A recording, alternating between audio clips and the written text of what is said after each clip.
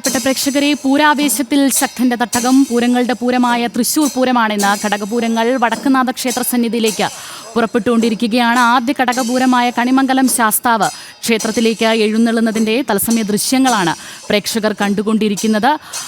എല്ലാ ആചാരപ്പെരുമയോടും കൂടി തന്നെയാണ് ഓരോ വർഷവും തൃശൂർ പൂരം അരങ്ങേറുന്നത്. ആ ഒരു ചരിത്ര പ്രസിദ്ധമായ പൂരത്തിന് ഓരോ മലയാളികളും ഓരോ വർഷവും സാക്ഷിയാകുന്നുണ്ട്. നിരവധി ജനങ്ങളാണ് തൃശൂർ പൂരത്തിന് ശക്തന്റെ തട്ടകത്തിലേക്ക് എത്തുക. ഒപ്പം തന്നെ ആചാരങ്ങളും എല്ലാ അനുഷ്ഠാനങ്ങളും പാലിച്ചുകൊണ്ട് തന്നെ ഓരോ വർഷവും തൃശ്ശൂർ പൂരം അരങ്ങേറുമ്പോൾ ജനങ്ങൾക്കും കാണികൾക്കും വളരെയധികം ആവേശമാണ്. ഇതൊരു ചരിത്ര പ്രസിദ്ധമായ പൂരത്തിനാണ് ഓരോ വർഷവും മലയാളികൾ ഭാഗമാകുന്നത്. അത്ര തന്നെ ആവേശം, ആ ഒരു പൂരലഹരിയിൽ അമർന്നുകൊണ്ട് ഓരോ ജനങ്ങളും അതിൻ്റെ ഭാഗമാകുന്നുണ്ട്. തത്സമയ ദൃശ്യങ്ങളാണ് പ്രേക്ഷകർ ഇപ്പോൾ കണ്ടുകൊണ്ടിരിക്കുന്നത്.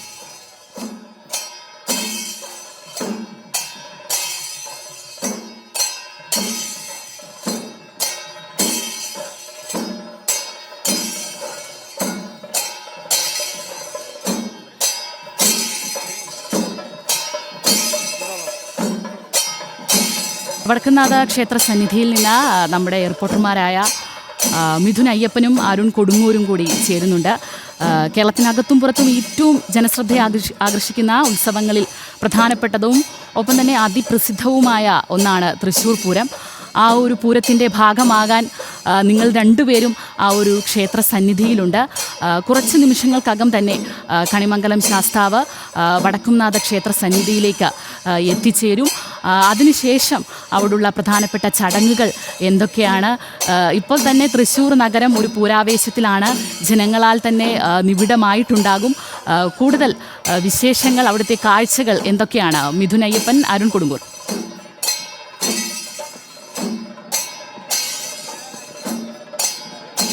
നമസ്തേ, ഗുഡ് മോർണിംഗ്. അരുടെ ഇന്ന് പൂരം ദിവസമാണ്. ഏറ്റവും കൂടുതൽ ആഘോഷങ്ങൾ നടക്കുന്ന, എനിക്ക് പറയാനുള്ളത്, ഇന്ന് ലോകത്തുള്ള എല്ലാ മലയാളികളുടെയും ആ ഭൂലോകത്തിൻ്റെ ഒരു കേന്ദ്രം എന്ന് പറയുന്നത് ഇന്ന് തൃശ്ശൂരായി മാറിക്കഴിയും എന്നുള്ളതാണ്. കാരണം ഏറ്റവും കൂടുതൽ മലയാളികൾ ഇന്ന് എത്തിച്ചേരുന്ന കേന്ദ്രം എന്ന് പറയുന്നത് തൃശ്ശൂരാണ്. അതുപോലെ തന്നെ ഏറ്റവും കൂടുതൽ മലയാളികളുടെ കണ്ണും ശ്രദ്ധയും എല്ലാം ഇന്ന് തൃശ്ശൂരിലേക്ക് കേന്ദ്രീകരിച്ചിരിക്കും. കാരണം അവരുടെ ഏറ്റവും പ്രിയപ്പെട്ട തൃശ്ശൂർ പൂരം നടക്കാൻ പോവുകയാണ്. ഇന്ന് ഇപ്രാവശ്യം ഏറെ നിയന്ത്രണങ്ങളുണ്ട്. ആഡംബരങ്ങളെല്ലാം തന്നെ കുറച്ചിട്ടാണ് ഇത്തവണ ആ പൂരം ആഘോഷിക്കുന്നതെങ്കിലും ആ പൂരപ്രേമികളുടെ മനസ്സിലെ പൂരത്തിന് ഒരിക്കലും ആർഭാടം കുറയ്ക്കാനാവില്ല. പൂരം എന്ന് പറയുന്നത് തന്നെ അതൊരു വലിയ രീതിയിലുള്ള ഒരു ഒരു വലിയ രീതിയിലുള്ള ഒരു ആഘോഷം തന്നെയാണ്. അതിനൊരിക്കലും പ്രൗഢി കുറയ്ക്കാനാവില്ല. ഒരു പക്ഷേ ചടങ്ങുകളെല്ലാം തന്നെ പരിമിതപ്പെടുത്തുന്നുണ്ടെങ്കിലും ആഘോഷങ്ങൾക്ക് യാതൊരുവിധ പഞ്ഞമുണ്ടാവില്ല എന്നുള്ളത് ഇന്നലത്തെ കൂടി സാക്ഷ്യമാണ്.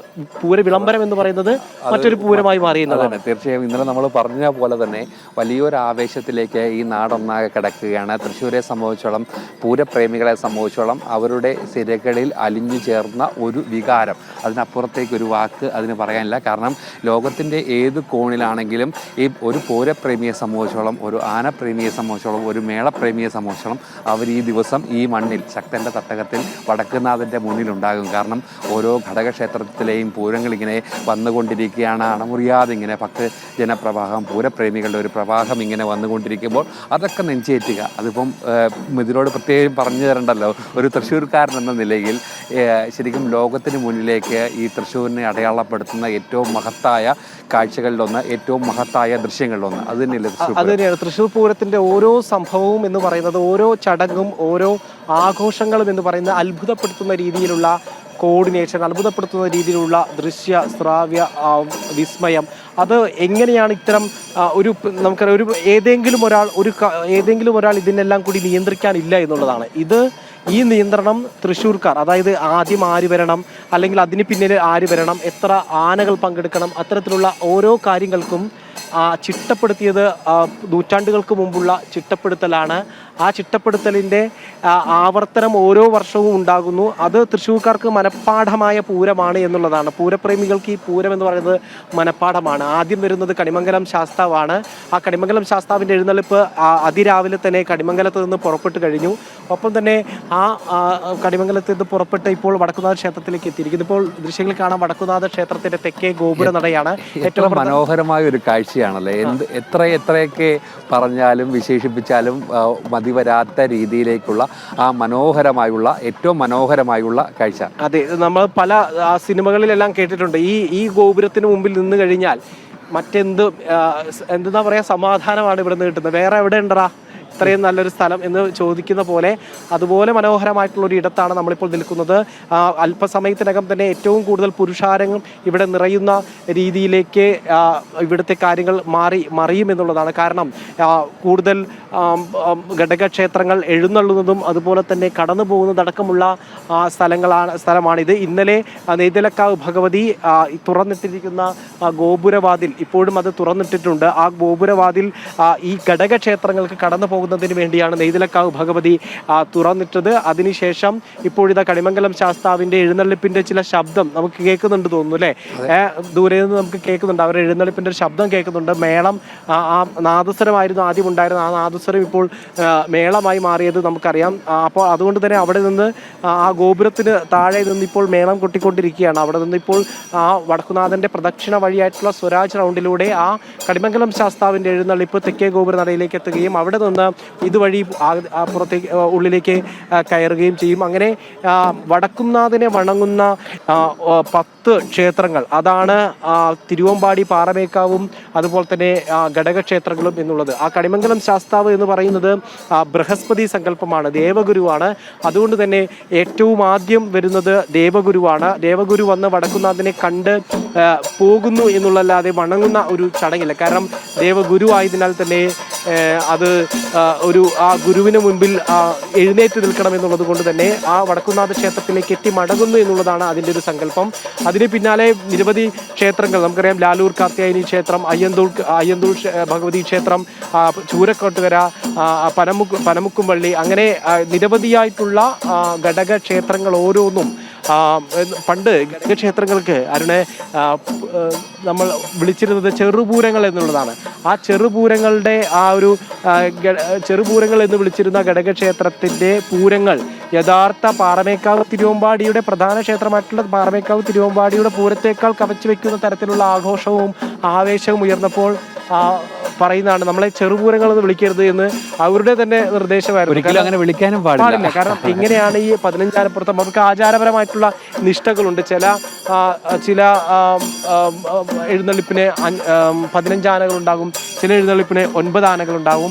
പിന്നെ എഴുന്നള്ളിപ്പുകൾ തന്നെ മുന്നേറുന്നതിനൊപ്പമാണ് ആനകളുടെ എണ്ണം വർദ്ധിക്കുന്നത്. അത് ഏറ്റവും മനോഹരമായിട്ടുള്ള കാഴ്ചയാണ്. കാരണം ഇപ്പോൾ എനിക്ക് തോന്നുന്നു ഒരു 15 ആനപ്പുറത്തേക്കോ അല്ലെങ്കിൽ 15 ആനപ്പുറത്തേക്ക് എത്തിയിട്ടുണ്ടാവും എന്ന് കരുതുന്നു. കാരണം അല്ലെങ്കിൽ അല്പസമയത്തിനകം ഇല്ല, 15 ആനപ്പുറത്തേക്ക് എത്തിയിട്ടില്ല. കാരണം ഇപ്പോൾ ഇതാ നമുക്ക് സ്വരാജ് റൗണ്ടിൽ നിന്നുള്ള മറ്റൊരു മനോഹരമായിട്ടുള്ള കാഴ്ച നമുക്ക് കാണാം. ഏറ്റവും മനോഹരമായ ഒരു ഇപ്പോൾ നിൽക്കുന്ന കണിമംഗലം ശാസ്താവിന്റെ പൂരത്തിലേക്ക് അണിചേരുന്നതിന് വേണ്ടിയുള്ള നെറ്റിപ്പട്ടം ചുറ്റിയ ഗജരാജന്മാരാണ് ഇപ്പോൾ ആ പ്രദക്ഷിണ വഴിയായിട്ടുള്ള വടക്കുനാഥന്റെ പ്രദക്ഷിണ വഴിയായിട്ടുള്ള സ്വരാജ് റൗണ്ടിലൂടെ കടന്നു പോകുന്നത്. ഈ ആനകൾ കൂടി, അതായത് നമ്മൾ കണിമംഗലത്തുനിന്ന് പുറപ്പെടുമ്പോൾ ഒരാനപ്പുറത്തായിരുന്നു ബൃഹസ്പതിയുടെ ആ ഒരു ദേവഗുരുവിന്റെ കണിമംഗലം ശാസ്താവിന്റെ യാത്രയെങ്കിൽ പിന്നീട് ഓരോ ഘട്ടത്തിലേക്ക് എത്തുമ്പോഴും ആനകളുടെ എണ്ണം ഇങ്ങനെ വർദ്ധിച്ച് ഈ വടക്കുനാഥ ക്ഷേത്ര മൈതാനത്തിലേക്ക് പ്രവേശിക്കുമ്പോൾ പൂർണ്ണമായ ഗജനിലയ്ക്ക് മുകളിൽ അത്യാഡംബരപൂർവമായിട്ടുള്ള ആ രാജകീയ പ്രൗഢിയുടെ അല്ലെങ്കിൽ അത്തരം എല്ലാ വിധത്തിലുള്ള പൂർണ്ണതയിൽ ആ എഴുന്നള്ളിപ്പ് എത്തുന്നു എന്നുള്ളതാണ്. എഴുന്നള്ളിപ്പ് പിന്നീട് വടക്കുനാഥ ക്ഷേത്രത്തിലേക്ക് പ്രവേശിക്കുന്നു എന്നുള്ളതാണ്. അത് ഏറ്റവും മനോഹരമായിട്ടുള്ള കാഴ്ചയാണ്. ആ കാഴ്ചയാണ് ഇപ്പോൾ പ്രേക്ഷകർ കണ്ടുകൊണ്ടിരിക്കുന്നത്. അതിന് പിന്നാലെ നിരവധിയായിട്ടുള്ള ഘടകക്ഷേത്രങ്ങൾ ഓരോന്നായി എത്തുന്നു. പിന്നീട് നമുക്കറിയാം ഇപ്പോൾ ഏതാണ്ട് ഒരു 7 മണിയോടുകൂടി 7:30 തിരുവമ്പാടിയുടെ ക്ഷേത്രത്തിൽ നിന്നുള്ള ദൃശ്യങ്ങൾ നമുക്ക് ലഭ്യമായി തുടങ്ങും. അവിടെ ഈ പൂരത്തിൻ്റെ ഏറ്റവും പ്രധാനപ്പെട്ട കാഴ്ചകളിലൊന്നായിട്ടുള്ള ഏറ്റവും കൂടുതൽ ആസ്വാദകരുള്ള മഠത്തിൽ വരവ് പഞ്ചവാദ്യത്തിൻ്റെ ഒരുക്കങ്ങൾ അവിടെ ആരംഭിച്ച് കാണും. കാരണം തിരുവമ്പാടി മഠത്തിലേക്കുള്ള യാത്ര ബ്രഹ്മസ്വം മഠത്തിലേക്കുള്ള യാത്ര അവിടെ നിന്ന് ആരംഭിച്ചു കാണും. നമുക്കറിയാം പരമ്പരാഗതമായി അല്ലെങ്കിൽ കുറേ വർഷങ്ങളായി കോങ്ങാട് മധു അടക്കമുള്ളവർ വാദ്യകലാകാരന്മാരുടെ അപൂർവമായിട്ടുള്ള ആ കലാതപസ്യ അങ്ങ് കൊട്ടിക്കയറുന്ന ഒന്നാണ് മഠത്തിൽ വരവ് പഞ്ചവാദ്യം എന്നുള്ളത്. ആ മഠത്തിൽ വരവ് പഞ്ചവാദ്യത്തിലേക്കുള്ള യാത്ര തിരുവമ്പാടി ക്ഷേത്രത്തിൽ നിന്ന് ആരംഭിക്കും. നമുക്കറിയാം തിരുവമ്പാടിയെ സംബന്ധിച്ചോളം ഈ പൂരം എന്ന് പറയുന്നത് സങ്കടത്തിന്റെ പൂരം തന്നെയാണ്. അവരെ നമുക്ക് കൃത്യമായി പറയാം. തിരുവമ്പാടി വിഭാഗത്തിന്റെ വെടിക്കെട്ട് അപകടത്തിൽ നിന്ന് അവിടുത്തെ കമ്മിറ്റി അംഗങ്ങളടക്കമുള്ളവരെ നഷ്ടപ്പെട്ട ഒരു സാഹചര്യമുണ്ട്. പക്ഷേ കൊടിയേറിയ പൂരം പൂർണ്ണമായും അതിൻ്റെ ആചാരാനുഷ്ഠാനങ്ങളുടെ ഭാഗമായി നടത്തുക എന്നുള്ളത് ആ ദേവനോടും ആ മൂർത്തിയോടും കാണിക്കേണ്ട ഉത്തരവാദിത്വമാണ്, കടമയാണ്. ഒരുപക്ഷെ ഈ പൂര സമൂഹത്തോടു കൂടി നടത്തേണ്ട ഉത്തരവാദിത്തമാണ്. ആ ഉത്തരവാദിത്തം ഒരു വലിയ ഒരു കാത്തിരിപ്പാണ്, ഒരു ജനതയുടെ ഏറ്റവും വലിയ ഒരു പ്രതീക്ഷയാണ്. അങ്ങനെ ഒരുപാട് ആളുകൾ ഈ ഒരു പൂരത്തെ ആശ്രയിച്ച് കഴിയുന്നുണ്ട്. അങ്ങനെ എല്ലാം കൂടി കണക്കിലെടുത്തുകൊണ്ടാണ് ഒരു നിർണായകമായ ഒരു തീരുമാനം ഈ ഘട്ടത്തിലെടുത്തത്. എന്തായാലും ഈ പൂരം എന്നുള്ളത് ലോകത്തിന് മുന്നിൽ തൃശ്ശൂരിനെ അടയാളപ്പെടുത്തിയ ആ ഒരു പൂരം അത് ഏറ്റവും ഭംഗിയായി, ഏറ്റവും മനോഹരമായി, ഏറ്റവും ഹൃദ്യമായി തന്നെ അവതരിപ്പിക്കുന്നു എന്നുള്ളതാണ്. അത് തന്നെയാണ് ഇന്നലെ കണ്ടതും. ഈ ഒരു വലിയ രീതിയിലുള്ളൊരു ആവേശം, അതോടൊപ്പം തന്നെ പൂരപ്രേമികളുടെ ഒരു വലിയ ഒഴുക്ക്, അതൊക്കെ തന്നെ ഈ ശക്തന്റെ തട്ടകത്തിലേക്ക് കാണാനാകുന്നു എന്നുള്ളതാണ് നമുക്ക് ഇവിടെ നിന്ന് മനസ്സിലാക്കാം. നമ്മളിപ്പോൾ മഠത്തിൽ വരവ് പഞ്ചവാദ്യത്തെ കുറിച്ച് പറഞ്ഞു. ആ മഠത്തിൽ വരവ് പഞ്ചവാദ്യം, ആ തിരുവമ്പാടിയുടെ ആ ഇറക്കം എന്ന് പറയുന്നത് അത് മനോഹരമായിട്ടുള്ള ഇറക്കം തന്നെയാണ്. അവിടെ നിന്ന് ആ തിരുവമ്പാടിയുടെ ആ ഇറക്കം കഴിഞ്ഞാൽ ആ മഠത്തിലേക്കുള്ളൊരു യാത്രയാണ്. അതിൽ നമുക്കറിയാം വലിയ ചരിത്രമുണ്ട്. എങ്ങനെയാണ് മഠത്തിൽ വരവ് പഞ്ചവാദ്യമാകുന്നത് എന്നടക്കമുള്ള കാര്യം. പണ്ട് ഈ സ്വർണ്ണ നെറ്റിപ്പട്ടം ബ്രഹ്മസ്വം മഠത്തിലുണ്ട്. അപ്പോൾ ഭഗവാന് സ്വർണ്ണ നെറ്റിപ്പട്ടം വേണം എന്നുള്ളത് കൊണ്ട് അത് മഠത്തിൽ നിന്ന് വാങ്ങാനുള്ളൊരു യാത്രയാണ്. ആ മഠത്തിൽ നിന്ന് വാങ്ങാനുള്ള സമയത്ത് മഠാധിപതി പറയുന്നു, ഇവിടെ നിന്ന് വാങ്ങിക്കോളൂ, ഇവിടെ വന്ന് വാങ്ങിക്കോളൂ എന്ന് പറഞ്ഞതോടുകൂടി ആ മഠത്തിലേക്കുള്ള യാത്രയും ആ തിരുവാഭരണം ആ ഒരു നെറ്റിപ്പട്ടം കെട്ടുന്നതിന് വേണ്ടിയിട്ട് അവിടെ നിർത്തുകയും അവിടെ നിർത്തിയിട്ടുള്ള ഒരു പഞ്ചവാദ്യത്തിന്റെ മേളം ഉണ്ടാവുകയും ചെയ്യുന്നു. അത് പിന്നെ മഠത്തിൽ വരവ് പഞ്ചവാദ്യമായി മാറുന്നു. ലോകപ്രശസ്തമായി. അതെ, മഠത്തിൽ വരവ് പഞ്ചവാദ്യമായി മാറുന്നു എന്നുള്ളതാണ് അതിന്റെ ചരിത്രം. അത് എത്രയോ കാലഘട്ടത്തിന്റെ ഒരു ചരിത്രമാണ്. നമുക്ക് ഈ പൂരത്തിന്റെ ചടങ്ങുകൾ ഇങ്ങനെ പരിഷ്കരിച്ച് ഏറ്റവും പവിത്രമായി മാറും. നമുക്കറിയാലോ, എന്താ പറയുക, ഉരയ്ക്കും തോറും മാറ്റുകൂടുന്ന ഒന്നായി മാറുന്ന അത്യപൂർവമായ വിലപ്പെട്ട ഒരു ലോഹമാണ് തൃശ്ശൂർ പൂരം എന്ന് നമുക്ക് വിശേഷിപ്പിക്കേണ്ടി വരും. കാരണം ഓരോ വർഷവും അത്തരത്തിൽ മാറ്റങ്ങൾ, പരിഷ്കാരങ്ങൾ ഉണ്ടാകുന്നു. ആ പരിഷ്കാരങ്ങൾ പൂരത്തെ എക്കാലത്തെയും പോലെ കൂടുതൽ തിളക്കുന്നു എന്നത്, ആ തിളക്കം സംഭവിക്കുന്നു എന്നുള്ളതാണ്. അങ്ങനെ മഠത്തിൽ വരവ് പഞ്ചവാദ്യം പൂർത്തിയായി കഴിയുമ്പോഴേക്കും, ആ പൂർത്തിയാവുന്നതിന് മുമ്പ് തന്നെ എൻ്റെ ഏറ്റവും പ്രിയപ്പെട്ട ചടങ്ങിലേക്ക് കടക്കുകയാണെന്നുള്ളത്. എനിക്ക് പാറമേക്കാവ് വിഭാഗത്തിൻ്റെ പാറമേക്കാവ് ഭഗവതിയുടെ പൂരപ്പുറപ്പാട് എന്ന് പറയുന്നത് എനിക്ക് അതിമനോഹരമായിട്ടുള്ള കാഴ്ചയാണ്.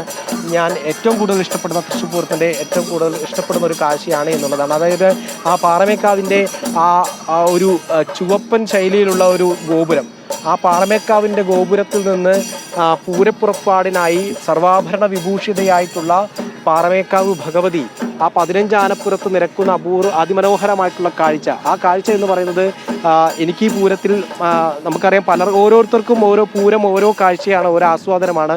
ചിലർക്ക് വടത്തിൽ വരവ് പഞ്ചവാദ്യമാണെങ്കിൽ ചിലർക്ക് എലഞ്ഞിത്തറ മേളമാണ്. പക്ഷേ എനിക്ക് ആ പാറമേക്കാവിൻ്റെ പൂരപ്പുറപ്പാടാണ്.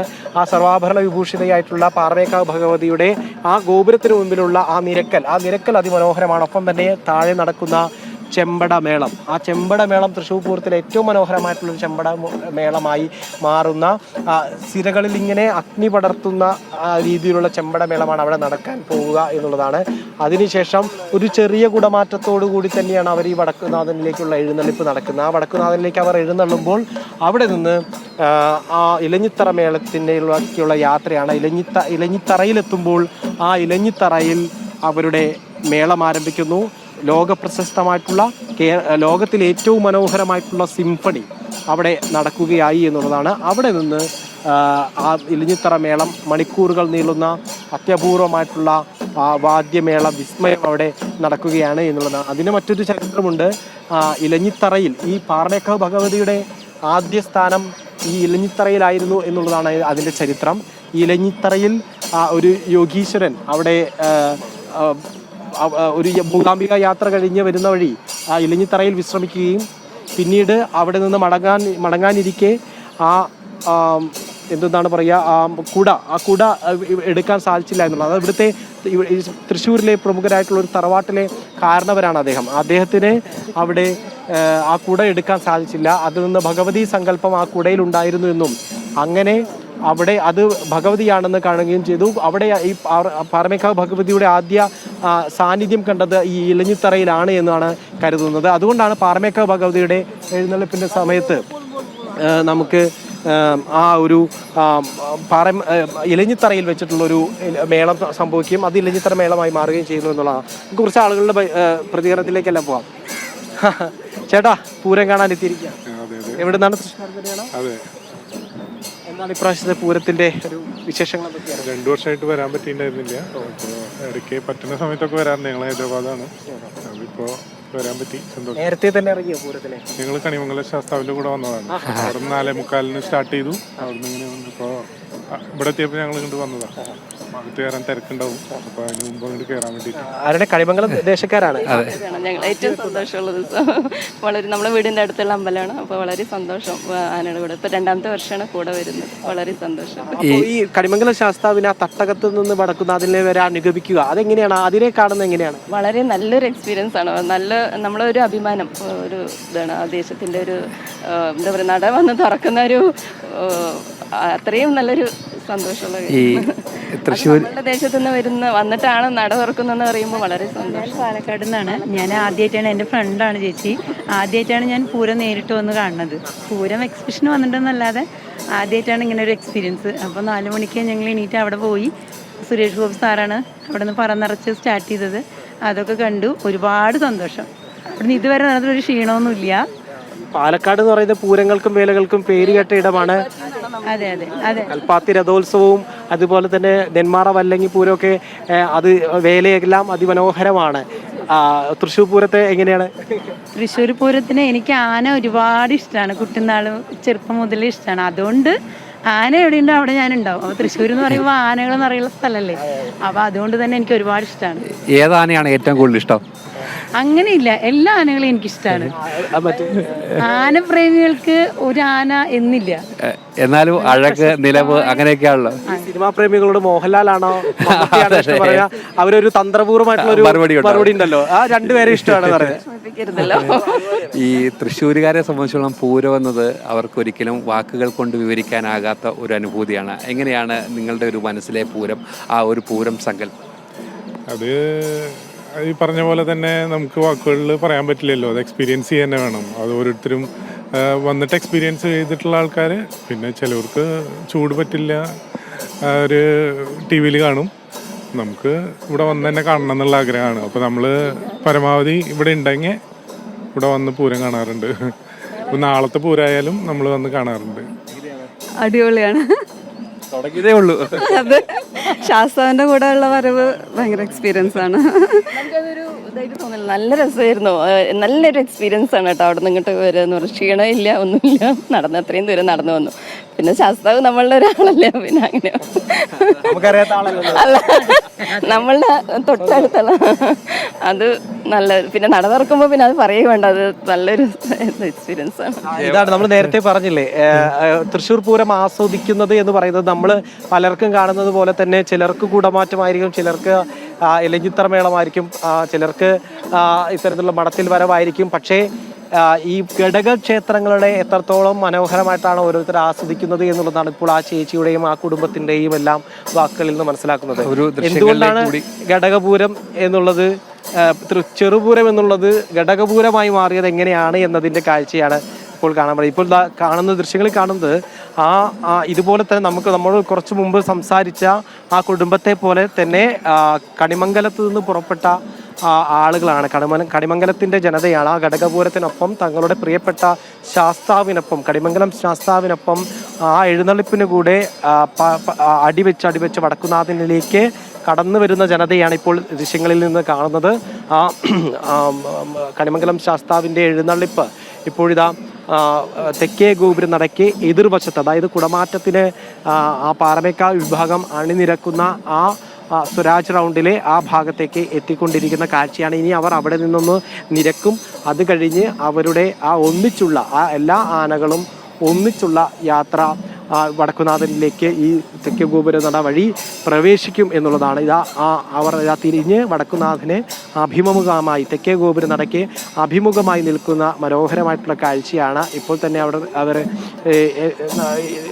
ഒരു പൂരത്തിൻ്റെ പൂർണ്ണമായിട്ടുള്ള അതിമനോഹരമായിട്ടുള്ള ഒരു കാഴ്ചകളിലേക്ക് കടക്കുന്നു എന്നുള്ളത് തന്നെയാണ് ഇപ്പോഴത്തെ കാഴ്ച. നമുക്കറിയാം ഇപ്പോൾ അവിടെ ഒരു നിമിഷം നിന്ന് ഒരുപക്ഷെ കുടയെല്ലാം നിവർത്തുമെന്നാണ് നമ്മൾ പ്രതീക്ഷിക്കുന്നത്. അതോ അവിടെ നേരത്തെ തന്നെ അതെ ഒരു പ്രദർശനം, ചെറിയ രീതിയിലുള്ള ഒരു പ്രദർശനം ഇപ്പോൾ അവിടെ ഉണ്ടാകും. കുടകൾ നിവർത്തി വെഞ്ചാമരവും ആലവട്ടവും എല്ലാം ഒന്ന് വീശി നമ്മുടെ കണിമംഗലം ശാസ്താവിൻ്റെ പ്രൗഢമായിട്ടുള്ള ആ യാത്ര, ആ പച്ചയും ചുവപ്പും കുടകളിൽ ഇങ്ങനെ കുടകൾ നിവർത്തിക്കൊണ്ടുള്ള അതിമനോഹരമായിട്ടുള്ള യാത്ര ഇപ്പോൾ സംഭവിക്കുകയാണ് എന്നുള്ളതാണ്. എത്ര പെട്ടെന്നാണ് ഈ തൃശ്ശൂരിൻ്റെ ഈ ഒരു ശൈലി മാറുന്നത്, ഈ നാടിൻ്റെ ഒരു മുഖച്ഛായ മാറുന്നത്. നമ്മൾ ഇങ്ങോട്ട് വന്ന സമയത്ത് ആരുമില്ലായിരുന്ന ഒരു സ്ഥലം, അവിടേക്ക് എത്ര പെട്ടെന്നാണ് ഒരു മേളം വരുന്നു, ആന വരുന്നു.